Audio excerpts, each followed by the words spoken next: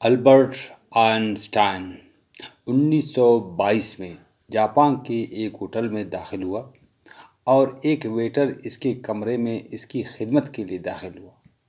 Einstein اسے ٹپ دینا چاہتا تھا۔ جب جیب میں ہاتھ ڈالا تو اس کے پاس دینے کے لیے کوئی پیسے نہیں تھے۔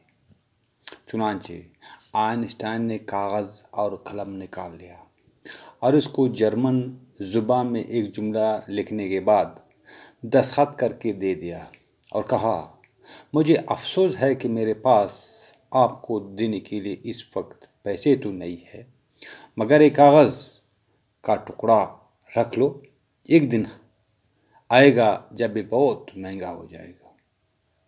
اہم بات یہ ہے کہ وہ ویٹر مر گیا اور کاغذ ویٹر کے بھتیجے کے پاس پہنچ گیا۔ چنانچہ اس کاغذ کی نیلامی $13 لاکھ میں ہوئی۔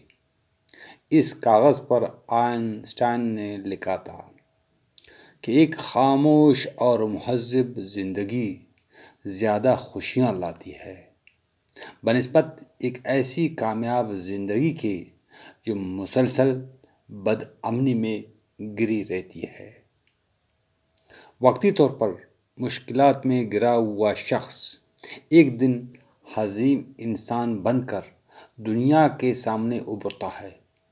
تکلیفوں، پریشانیوں، مصیبتوں میں رہنے والے شخص کے پاس وہ خدائیداد صلاحیتیں موجود ہوتی ہیں جو خوشحال لوگ چاہ کر بھی کبھی حاصل نہیں کر سکتے۔ منفرد بننے کی قیمت بھی دگنی ہوتی ہے جو سب نہیں چکا سکتے۔ دنیا کے اکثر عظیم آئیکوز وہی افراد ہیں جو محرومیوں میں پروان چڑھے، آسائشوں میں پروان چڑھے۔ لوگ اکثر و بیشتر کسی کام کے نہیں ہوتے۔